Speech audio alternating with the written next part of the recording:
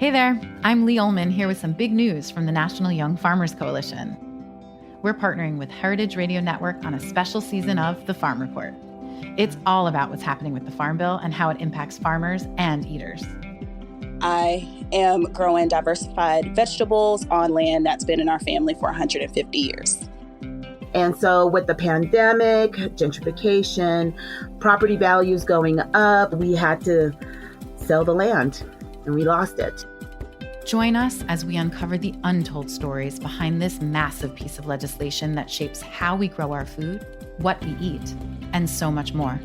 The problems we have had, those are things that come from earlier Farm Bill and USDA policy, right? Like Earl Butz, get big or get out. You know, it's my responsibility to know not only what I'm eating, but then like how that all came to be. And realize like, wow, like this piece of legislation, all this money, like it's technically something that I support as a taxpayer. While Congress debates the next Farm Bill, this is not just an invitation to listen. It's a call to action. Be part of the conversation. Subscribe to the Farm Report on Heritage Radio Network, wherever you listen to podcasts. Today's program is brought to you by the Museum of Food and Drink, sparking curiosity about food with exhibits you can eat. For more information, visit mofad.org.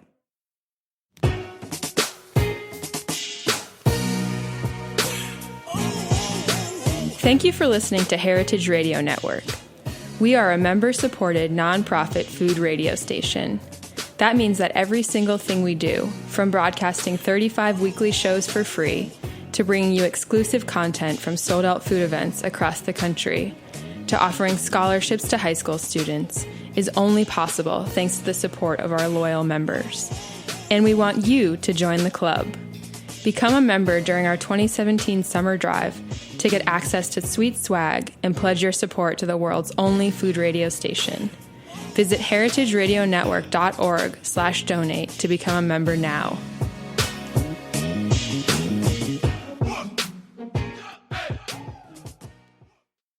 We talk about food, we talk about music, with musical dudes, finger on the pulse, snacky tunes.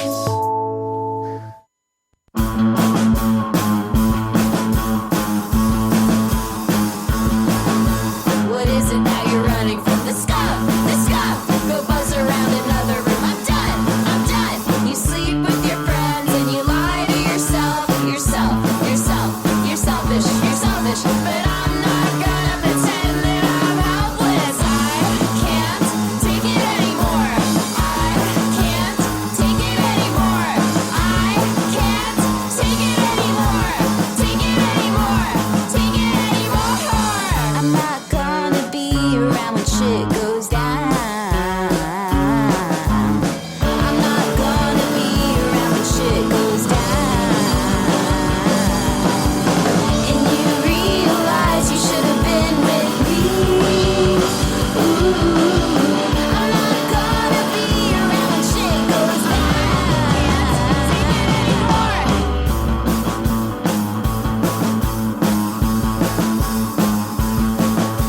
Around your friends, you pretend your eyes go blind, let light to the sky. You sound like such an ass, your mouth filled with glass. What is it that you're running from? The scum, go buzz around another room. I'm done. I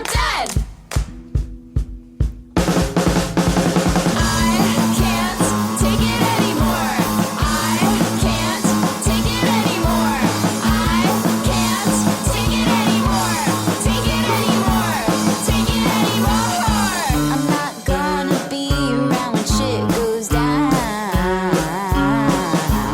I'm not gonna be around when shit goes down. And you realize you should have been with me. Ooh, I'm not gonna be around when shit goes down. Take it anymore. Hello and welcome to Snacky Tunes. I'm one half your host, Greg Bresnitz. I am coming to you from New Orleans on St. Claude Street inside Shank Charcuterie. And we're here with owner, founder, mopper, curer, key locker upper, Kristopher Doll. Welcome to Snacky Tunes. How you doing?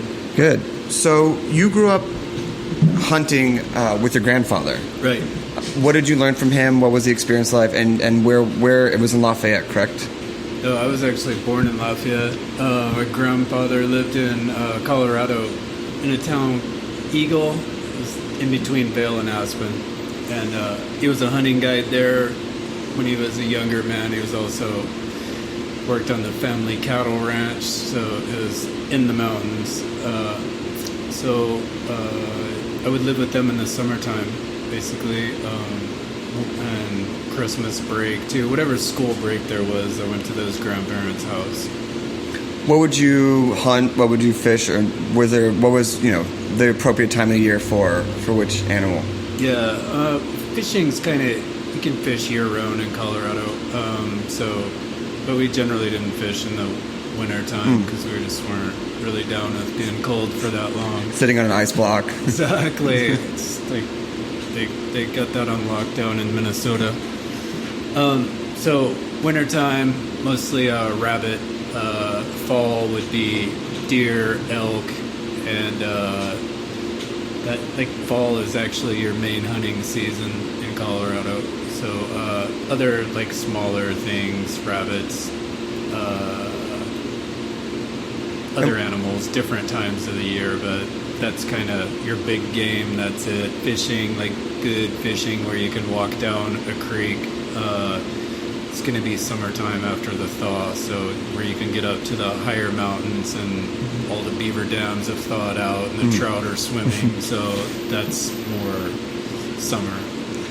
What did he teach you in the ways of, after you killed it, preparing it, eating it, that you still carry with you today? What techniques still apply?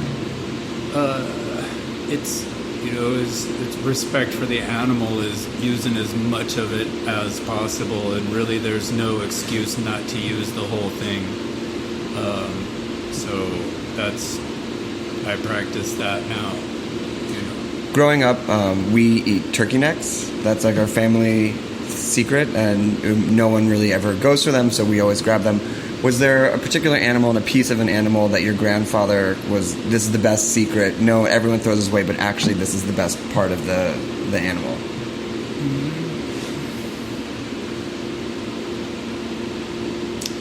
Yeah, fish fins, actually. We would go, in where he lived, the fish were trout. So there was brook trout, rainbow trout, and they're not giant fish.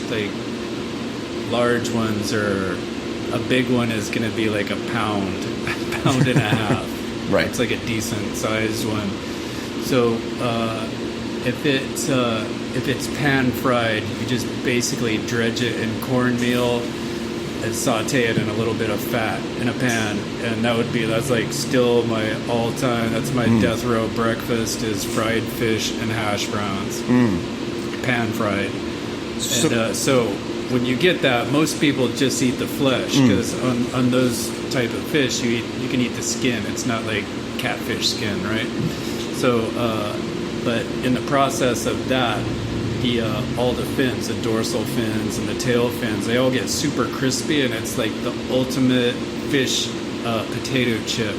It's just awesome, and nobody eats fish fins, so, right? But that was a thing. It was it would be you would just be waiting for somebody to get full and leave their fins on the plate and then go for it. You're I'll clean up the plates, and you're just shoveling fish fins in the back.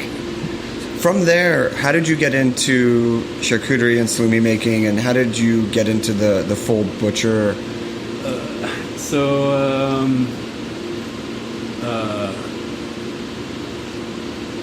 Process of life happens, and I needed to make a life change at this certain point of my life, according to the state of Colorado. And so I had been in a pretty serious car accident, and I was in a coma for a minute, and when I got to where I was able to walk again, I rock climbing had kind of always been my thing. That was sort of where, you know, I would just go into the mountains and go climb waterfalls in the wintertime when they were frozen, or rock in the summer. And I'd always kind of had it in my mind that I wanted to be a Himalayan, you know, climber. But due to the severity of the accident that I had, if you have a certain level of injury, it's really iffy to go above a certain altitude climbing wise. So because of that accident, that kind of ruled out that. So I had to figure, all right, well, what am I going to do? Continuing to work in doing concrete work, like, paid well, but you're building a concrete box. Basically, you're just building a different shape of square, and it's just like, money's great, but I get in trouble with money. So the other thing that I noticed that I could do that my head would actually shut off and I would get completely engrossed in was cooking. So, you know, here it is, time to make life change. Main option's out the window. Second option's just not appealing. So third option is, well, I can like actually try and do this cooking thing for real. Where, you know, I had restaurant jobs, making pizzas, whatever, that sort of thing, but never really pursued it as I'm going to do this thing. And how did you get, I mean, cooking can take you to all different types of methods. You could go French, Italian, you know, vegan, obviously it's not vegan. How did you end or get on the path of curing meats and full breakdowns of animals? Is that from the past, or was it just that's also where you knew you could be the most effective? Well, at that point of life change, I decided to go to culinary school, which, by the way, is not necessary to get a restaurant job. It's just I had noticed when I was out there trying to get into the restaurants I wanted to work at, the guys that were getting hired were culinary school kids. And I just got tired of getting shot down for these places, so I was like, I'll go to culinary school. Where did you go to school? Went to the Art Institute in Denver. At that time, I was in Denver, and so I went there, and it's like anything. Once you make a decision to do something and give it your effort, if it's something you want to do, you're probably going to progress at a quicker rate than somebody who's doing something because they have to or not really into it. So at culinary school, I was doing the thing, and they got to the part of garde manger, which is, you know, the cold kitchen. And during that part of it was like sausage making, and I was in class with a bunch of people that had no clue how to take apart a fish or any other animal, really. And I was just like, you know, what's the deal with you guys? This is not hard. This is how you do it. And so it just became that was the introduction to the sort of professional side of it. Again, it wasn't like I was doing it in a professional kitchen, but culinary school is like, this is culinary school says this is how you're supposed to do this thing, and you have to do it this way to get your credits for this class. So you took to it like a fish to water. It was just not, it wasn't something that I had to try hard on. It was, right. You know, everybody's got a thing that they're natural at. There's people that are great at talking, and I'm not one of them. I have to like concentrate to make what's going on in my head that come out of my mouth. What was the first charcuterie that you made that you felt was at a level of excellence? I was working for my chef in San Francisco, Stéphane Terrier, and I used to go work for him for free because when I got to San Francisco, like I went to San Francisco on a mission to go get into a good kitchen, and it was like that was my choice to go to San Francisco. It was New York or San Francisco. Fell into my lap a San Francisco job, so I started working for him, and it's not. San Francisco is not a you have one job town. So I had my main job, which was the hotel job, and then I had my 6 a.m. till noon job, which was my other job. So in the meantime, from noon till 4, I always had free time, so I would go and work for the chef. You know, build out the private parties, whatever needed to be done, just to like keep getting experience, because I started late, so I needed to get a jump on these 20-year-old culinary school kids. So after a minute, when he saw I was gonna like stick around, I could do what he said, and he didn't have to worry about it. Then he started trusting me with the charcuterie, and so it was working for him that I first learned the technique. It's very technique method thing, and then after that, then you learn the science behind it. And after you learn the science and the math behind it, then it's just combinations, and combinations is from experience. What's an early rookie mistake when people tend to do when making charcuterie for the first time?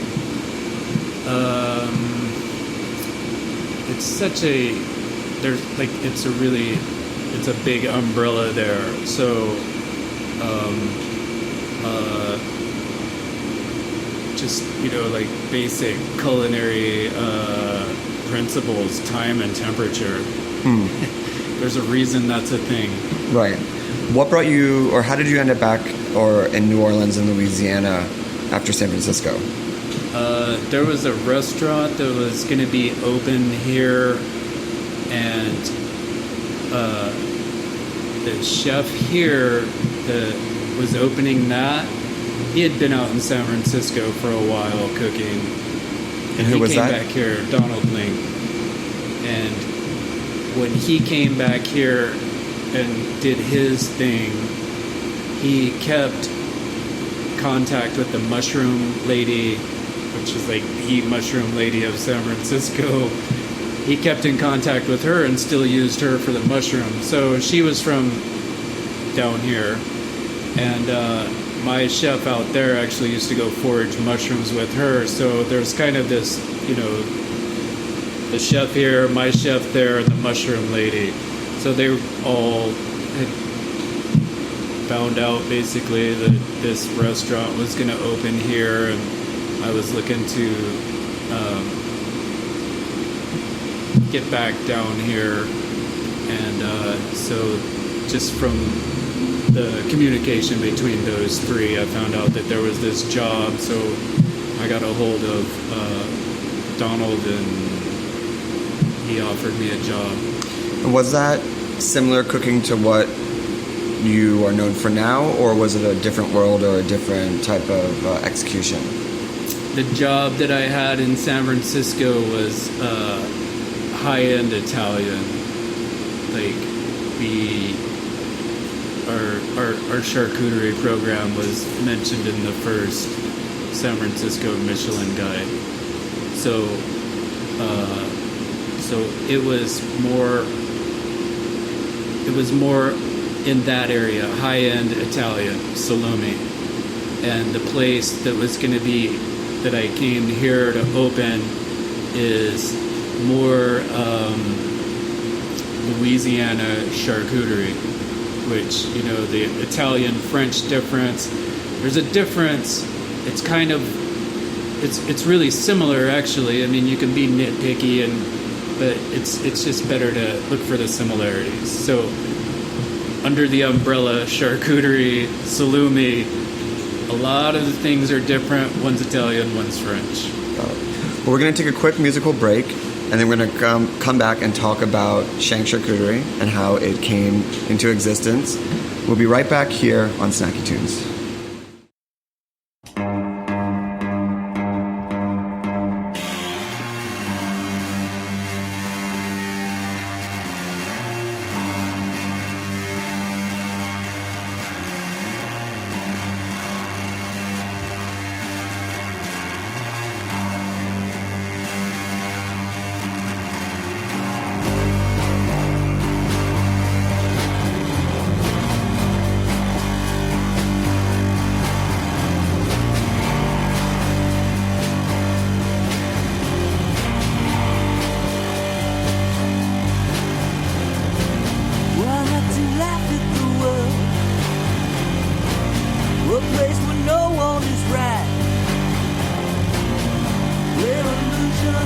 running from unfortunate life. But everybody seems good. Everybody seems high. Their illusion is running, but I can't understand why. It's gonna get to you like you wanted to. It's gonna get to you like you wanted to.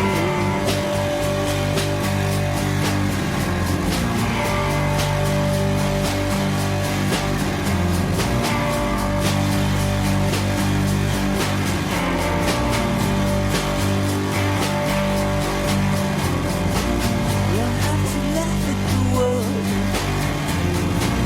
a place where no one is right. Your illusion is running from unfortunate life. But everybody seems good. Everybody seems high. Your illusion is running, but I can't understand why. It's gonna get to you like you wanted to. It's gonna get to you like you wanted to.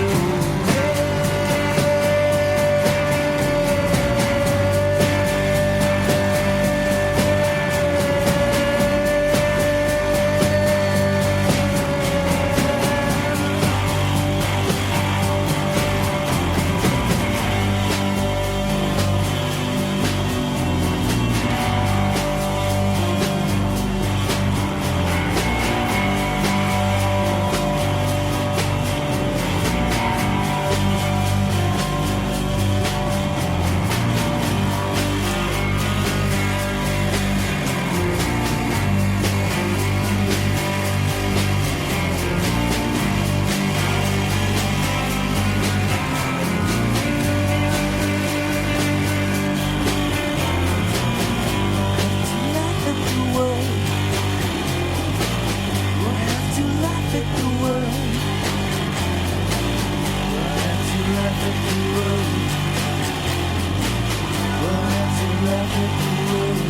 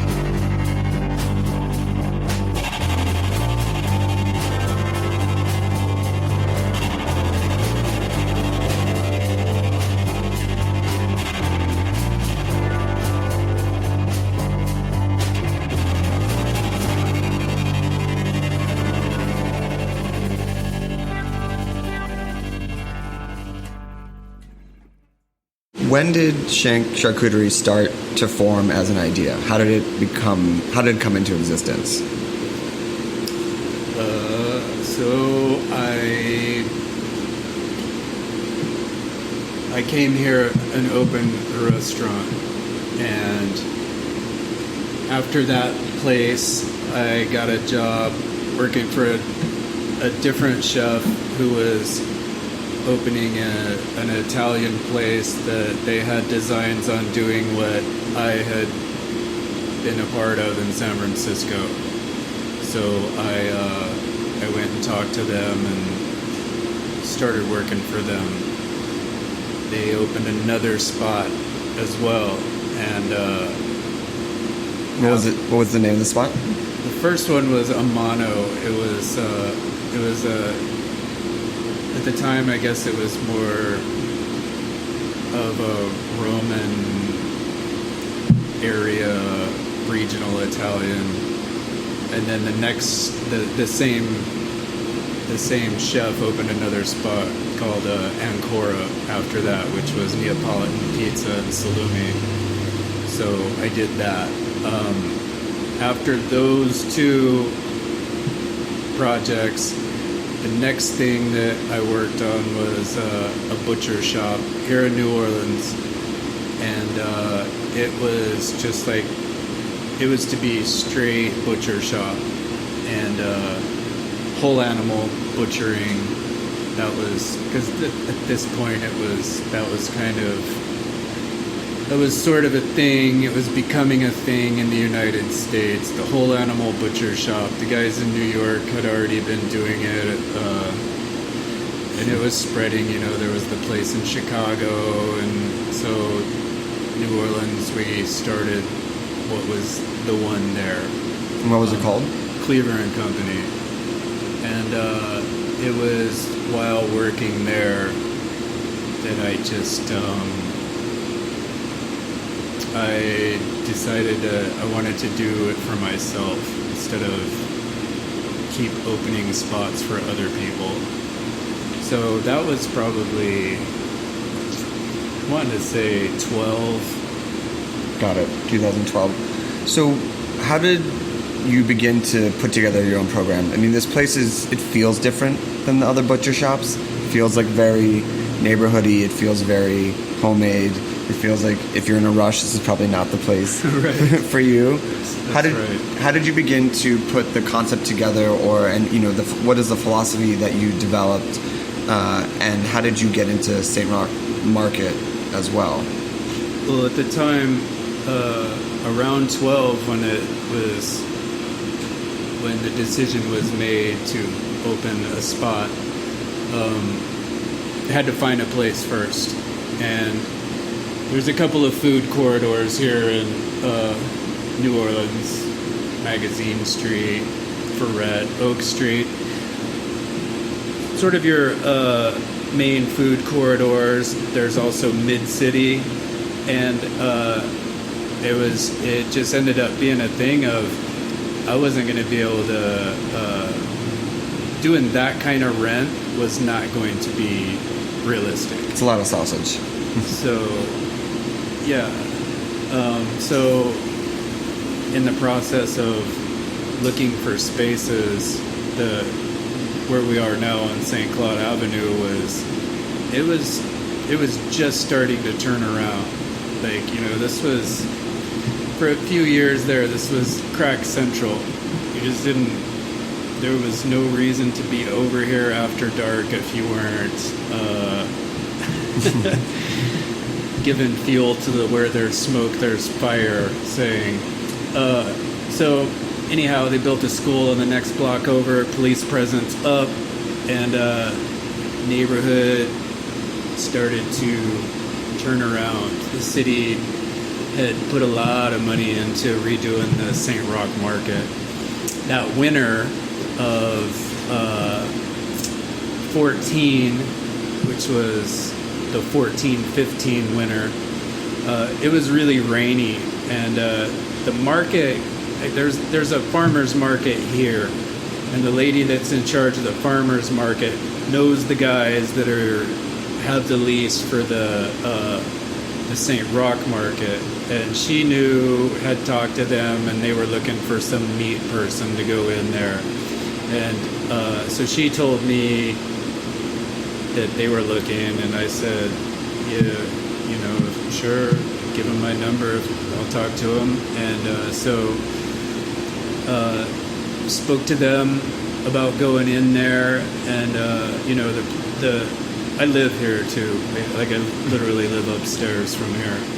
And so over here, there wasn't this butcher shop sort of thing over here at the time. And so we talked to the market guys, and, it seemed like, yeah, that's definitely something to keep in mind. Well, that winter, it turned out to be really rainy, like just an insane amount of groundwater. So when I was doing the plumbing in here, all the trenches were filled with water, and it wasn't going anywhere. I could pump it out, and it'd be back full in an hour. So basically, I had to sit for 3 months and wait for the groundwater level to drop so they could put the pipes in and put the concrete back in and all that. So that pushed the January that we were planning on open. It's going to be more looking like March. Right. So we were ready to go. Couldn't really afford to be sitting on this place not making money anymore, so we decided to do the market. Oh, interesting. So how long were you in the market before this place opened? And did you do both at the same time, or was it just a temporary? For a minute, we were doing butchering only out of here, but due to kitchen issues, we were also making our food here and taking it across the street there.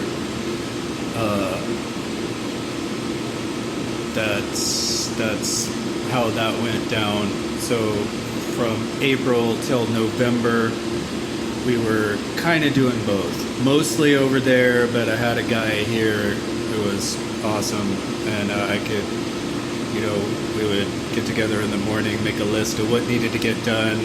I was over at the market, Elliot was here, and so from April till November it was that. Then in November came back over here because Elliot was going back, and it was full-time here only since November of 15. What's interesting about this place is that, like I said before, it's got a neighborhood feel, but it's just you. You are the man who opens up, you live upstairs, but you also make beautiful food here. It's not just a butcher shop. How do you devise your menu, obviously besides just, what's in there, or what do you think about your philosophy for the food that you serve along being a very active butcher counter?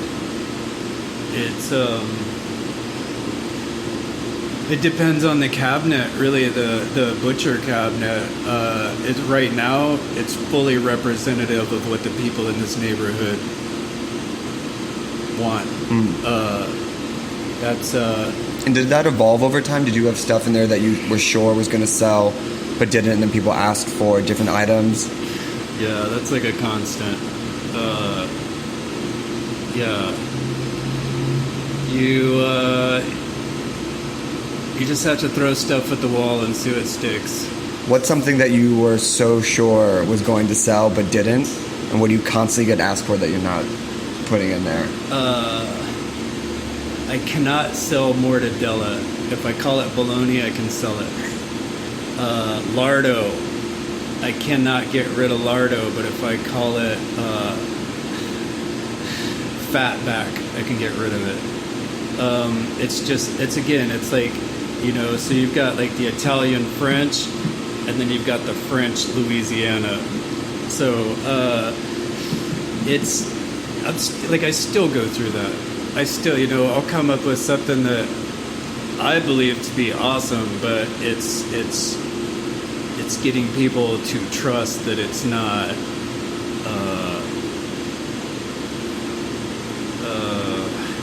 I don't even know what word to use. It's just getting people to trust to try it. Do you think that there are things that you will put on your menu just as a way to be like, let me cook this for you and show you how it's cooked, so you can come in and buy it and cook it for yourself? The best current example of that I have is hanger steak. I grew up, and if you're gonna go out and like do the big deal steak dinner, you got ribeye. So that's what I grew up with, and I thought that was the steak to have for a long time. I worked in a hotel in San Francisco, and I ate so much filet mignon. I don't care if I ever eat filet mignon again. But I tried hanger steak and blew my mind. Like, I didn't know that's what it was called. You butcher an animal, and if you don't go to,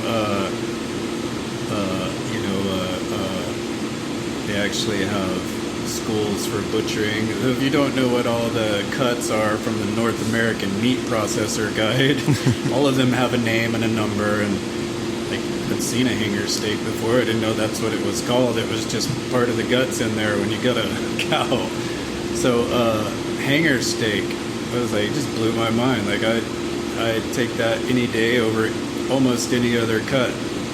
And so I put that on my menu for my steak and eggs. That's what my steak is on the steak and eggs, is a hanger steak and 2 sunny sides. And now I get people that will walk in and buy hanger steak. So that's a, you know, that's a thing. It's a trust thing too. If you go to, I live down the street from an old Italian butcher, and when I'm in there, I can see how they've had customers for 30 years, and they guide them. They say, you don't want that this week, it's not so great, get this anything. So do you feel that you're beginning to establish the trust in the neighborhood? You're beginning to, people are like, oh, well, if he put it in there, I've never had it, but I trust him and he's going to guide me in the right direction? I would say yes on that. You know, most of the people that come in here, I would say 90% of the people that come in here are neighborhood people, that's great. That's what I wanted in the first place. You know, the like you were talking about, it feels like a neighborhood place. That's a thing that happened. It's not something you can force. I mean, you can live somewhere and it doesn't mean your neighborhood's supporting it, but my neighborhood supports this. And you know, the thing about New Orleans is a lot of people cook here.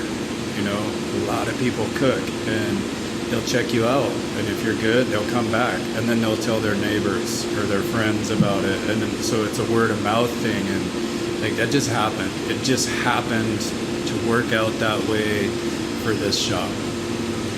Last question. Where do you source from, and how do you find those relationships? When I was working for the people that started Cleaver and Company, we went out to what everybody calls Cajun country, and we were actually just going on this boudin road trip, but we were also going to the slaughterhouse that we were going to use for the shop. And so we're stopping at every conceivable boudin spot on the way there and back from the slaughterhouse. And when I left that butcher shop, the guys, you know, like Andy, who's the head butcher at the Eunice Superette in Eunice, like awesome guy. There's no question in my mind about that guy. You know, it's like if I had a butcher, if I lived close to Eunice, I would go there and Andy would be my butcher, you know? So I like that shop. They're real people, you know? It's not like I'm driving up to Corporateville and buying a vacuum bag. You know, I have been in the kill room at the Eunice Superette, seen those guys taking care of business. I've been in the refrigerated room with, you know, 40 calf carcasses hanging. Been in Andy's butcher room and watched him take apart a half a cow and quicker than I have ever seen it done in my life. So that, you know, that was just a thing. That was one thing that I didn't have a question when I opened this spot. I didn't have that question. You know, like I knew I was going to be using them. They're my USDA slaughterhouse. Other relationships, just they happen over a period of time. You know, there's some guys that I use now that they work. One of the guys worked for another farm and went out and started his own program, and so you know, that's just how it happens. What's that program called? Their farm is Home Place Pastures, and they do beef and lamb and hogs there. They're close, I believe, to getting to be able to have their own processing facility. I think it's going to happen August, September is what they were hoping for. It's just, so they're going through that process. But, you know, there's there's several farms around here. Louis and Rebecca that are at Chavapila. That's amazing. You know, it's some of the best pork that's around. There's farms around that do it, and it's just I guess it's just a word of mouth thing. You know, there's quite a few restaurants, and restaurant people talk to each other, and farmers talk to each other. So it's you know, every so often somebody rolls in and, hey, you know, I raised hogs. Okay, well, Load it up. let's see. Well, Chef, I want to thank you for your time. Where can people find out information? Where can people get at you? Where can people see all of your beautiful work? You can come by the shop. It's 2352 St. Claude Avenue. We have a website, Shank Charcuterie, Instagram, Twitter, Facebook, all the computer stuff. Perfect. Well, thank you. We're going to take a quick musical break, and then we will be back with the second part of Snacky Tunes.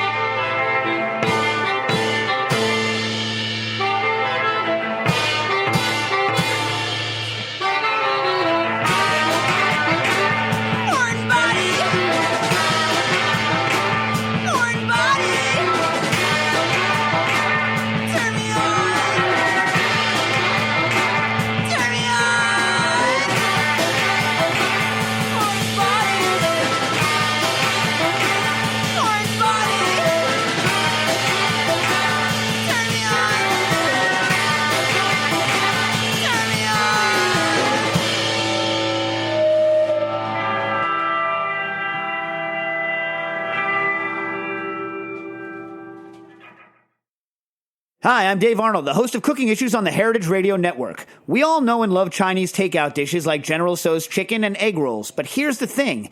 Even though we call it Chinese food, it's not like the food you'd find in China. What's the story behind this cuisine, and how did it become so popular that you can find a Chinese-American restaurant in nearly every town in the country? The answers may surprise you. Visit the Museum of Food and Drink in Brooklyn and see our newest exhibition, Chow, Making the Chinese-American Restaurant. Chow engages visitors with compelling accounts of how Chinese immigrants overcame racism and created Chinese-American cuisine. Discover the science behind the flavors of your favorite takeout dishes, feast on rotating tastings developed by the country's most talented Chinese-American chefs, and try your hand at writing your own fortune, which will be baked into actual cookies by a 1,500-pound fortune cookie machine. What better way to learn, connect, and eat? You can visit Chow at the Museum of Food and Drink on Fridays through Sundays from noon to 6. Tickets and more information can be found at mofad.org. Welcome back to Snacky Tunes. I am one half your host, Greg Bresnitz. Earlier in the show, that was Street Smells and Pill. If you like that, you can check out those episodes in our archives. Head to iTunes or Stitcher, wherever you might get your podcasts. If you like it, leave us a review, give us some stars, what have you. In the studio today, we have True Dreams. Welcome to the show. Thank you. Thanks for having us. I love that you got dressed up for radio. It happens so much less than people think they are, but do you feel like it's a mentality, like you have to get into the outfits to get into the show? Or are these actually, let me ask, is this what you wear when you perform? It was just a coincidence. No. Yeah, we do wear this every time. Where did the outfit come from? Oh, and how far into the performances did you figure out your signature look? Took us a couple shows to figure out which outfit really felt good, but yeah, we tried a couple different things. Yeah, and we've really worn them every show, so they're starting to fall apart.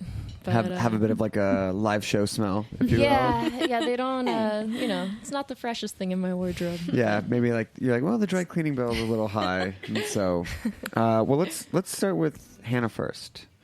You quit school at 16 to become a hairdresser to get to New York faster. What was your mentality? Where were you living before, and what drew you to the city? Well, I was born in New York, born in Manhattan, and raised in Jersey City. So I kind of always grew up in the shadows of the big city. And as soon as I started getting into music as a teenager, I knew that it was where I had to be. And so I moved to Florida with my dad when I was 13, and just wanted to get the hell out. What were you listening to in high school?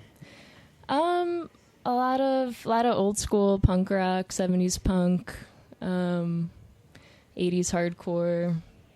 Who were your favorites? I guess one of my favorite punk bands at the time was Crass. Who I got to meet in England. I got to go and spend a few days at Dial House, which is their sort of anarchist community that they somehow still operate, I guess 40 years later. And it was a place that, back in the day you could kind of stop through and just, have a place to stay in exchange for just contributing a good meal or a song or a poem. What do you contribute? Just good company, hopefully. Good vibes. Yeah. They always say never meet your heroes. How was it meeting your heroes? It was really inspiring. I got to meet G and Penny, and they were just some of the kindest people I've ever met. And I got to pick their brains and play with their cat. It was cool. And Angela, you started off as an artist. You did oil painting, but you also made a zine about slow dancing. I did. Can you please tell me about that? Yes. Well, I love Motown, and I love 50s and 60s slow songs, and I also love slow dancing. I think it's really fun and sweet, and I'm a romantic at heart, and I think that I don't know, it's just a really beautiful thing. And so I made a zine about it because I've been kind of logging my favorite slow dancing songs over the years and compiled a huge list, and I thought it would be pretty funny actually if I made a zine. What are some of your top Hopefully it's funny. slow dancing songs? Well, funny you should ask. I have the top 5, but number 1 is Stand By Me by Benny King, which everyone knows, and you're like, yeah, of course, but it's so good. What are the other 2 through 5? Oh, gosh. Well, I can't remember right now, but That's right. Harvest Moon, Neil Young. Oh, that's a good one. And is there a particular form of slow dancing? Do you do it with like, you can fit a balloon between people? Is it cheek on the shoulder? Oh, well, I guess I wouldn't want, that's a good question. I wouldn't want to do it with someone I didn't feel like I wanted to be close with. So the balloon would be good if there was someone that maybe I didn't know. Yeah. Yeah. And then you started playing music back in 2001. You were here in New York, right? Yes. Yeah, I just moved here. And what was the band? And The band was called the Baby Skins, and very soft, 2 females, myself and my friend Crystal. Harmonies, kind of like a little eerie, creepy, but hopefully beautiful too. And then you also joined another band and went on tour over to Europe. Yeah, we did. We joined the French band Herman Dune as their backup singers, and they were so nice to us and so hospitable, and they let us open for them for quite a few shows. We were really lucky. Which is super cool that they're like, okay, you open, but then you also come play backup for us.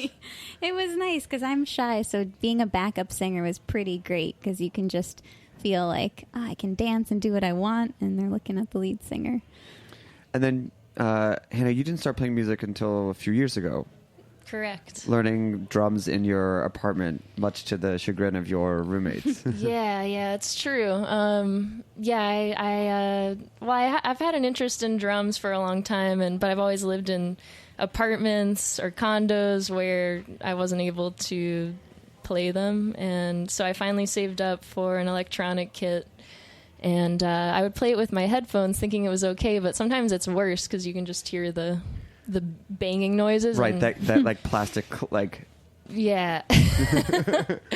And one day my roommate was like, listen, man, like, I know you love the E-drums, but like, can you just move them into your bedroom? I mean, at least they didn't say stop playing, just like, please just not here. Yeah. Can we hear a song? Yeah, we'd love to play one. What are you going to play for us first? This one's called Reaching. Here we go, live on Snacky Tunes.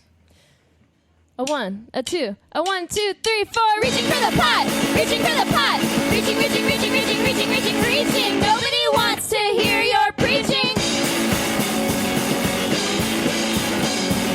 Her eyes are dead and glassy. Her lipstick's looking real classy.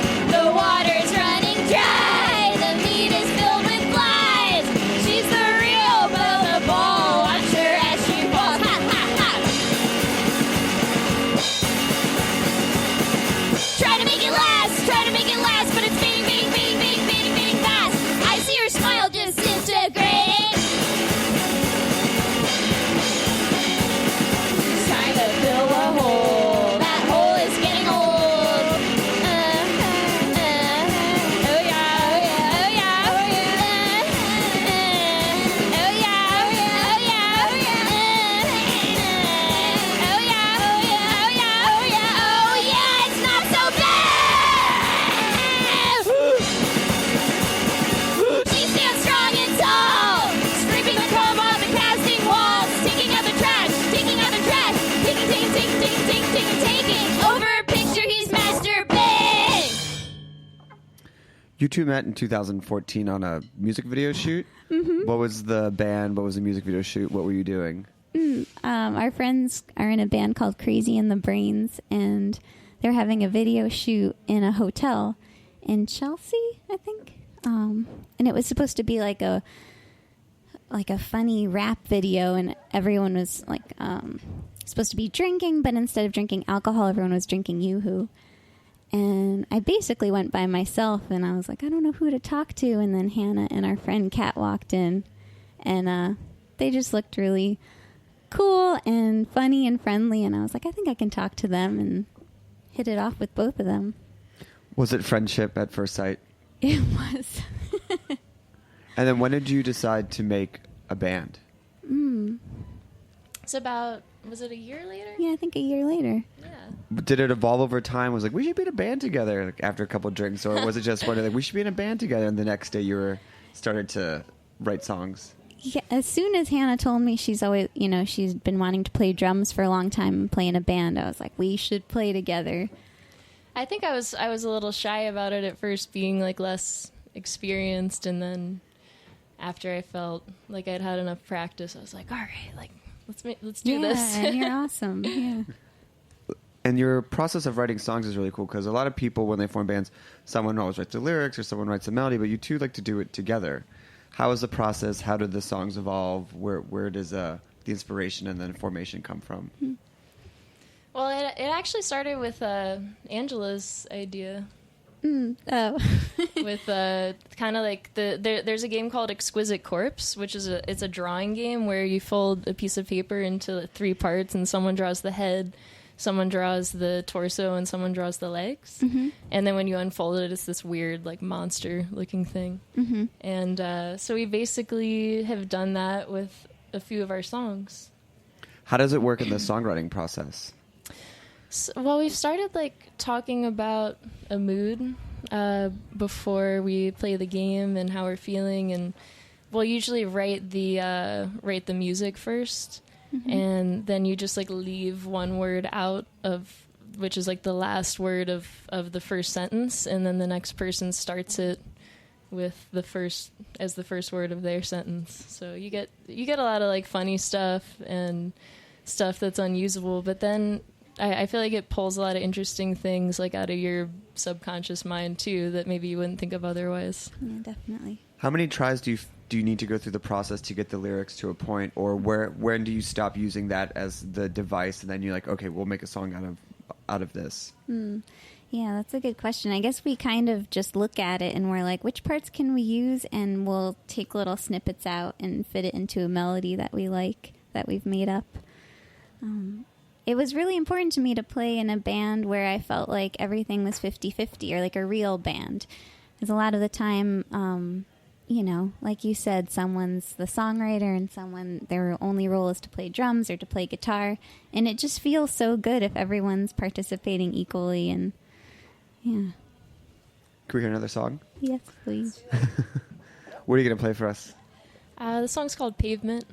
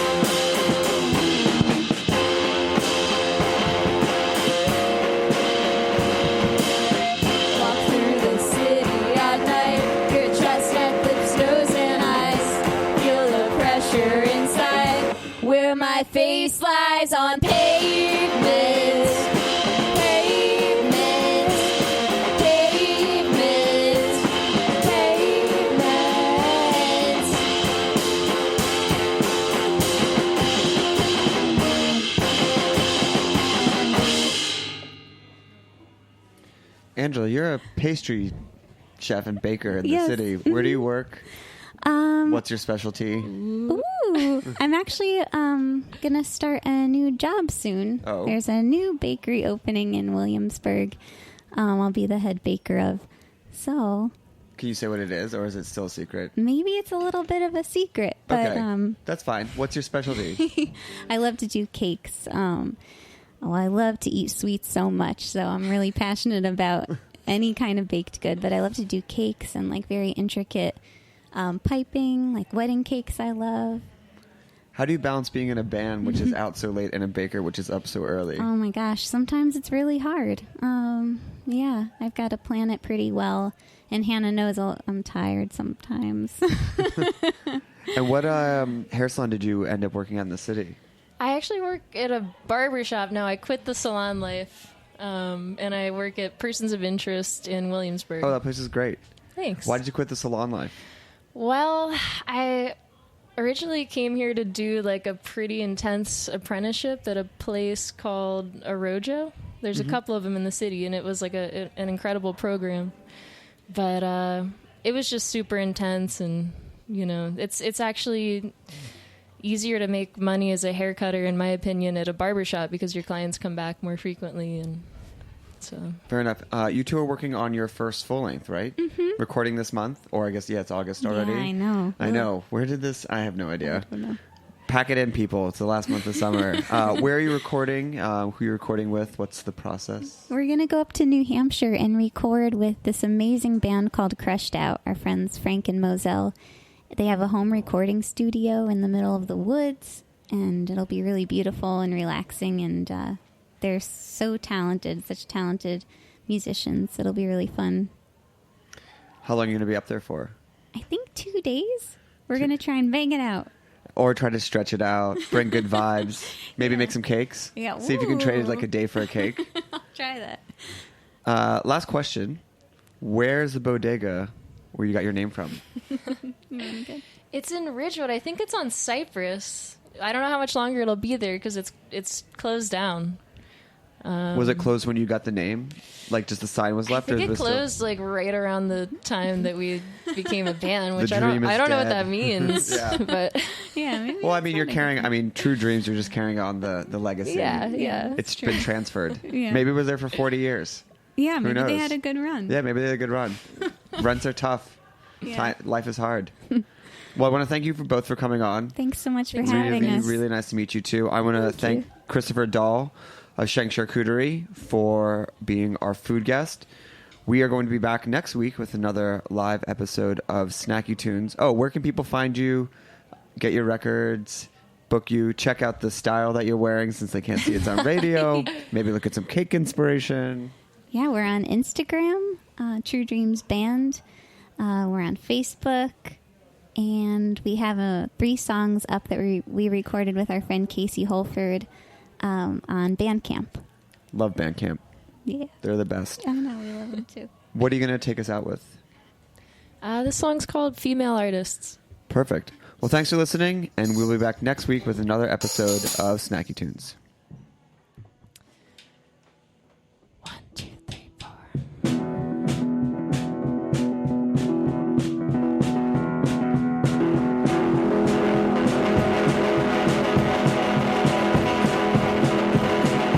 Female artists. Female artists. Female artists. Female artists. There aren't enough women who are speaking, aren't enough women who are seeking female artists. Female artists.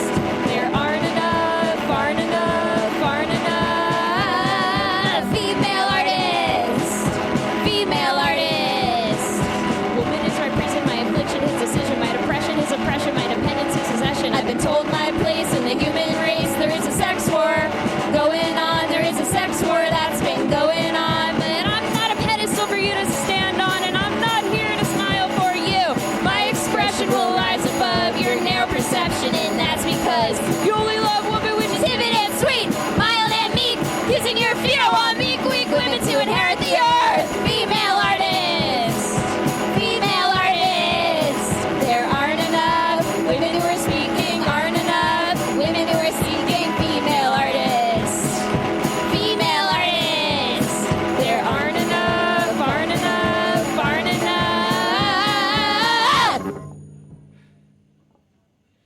We talk about food, we talk about music with musical dudes. Finger on the pulse, snacky tunes. Thanks for listening to Heritage Radio Network, food radio supported by you. For our freshest content and to hear about exclusive events, subscribe to our newsletter. Enter your email at the bottom of our website, heritageradionetwork.org. Connect with us on Facebook, Instagram, and Twitter at heritage_radio. Heritage Radio Network is a nonprofit organization driving conversations to make the world a better, fairer, more delicious place. And we couldn't do it without support from listeners like you. Want to be a part of the food world's most innovative community? Rate the shows you like, tell your friends, and please join our community by becoming a member. Just click on the beating heart at the top right of our homepage. Thanks for listening.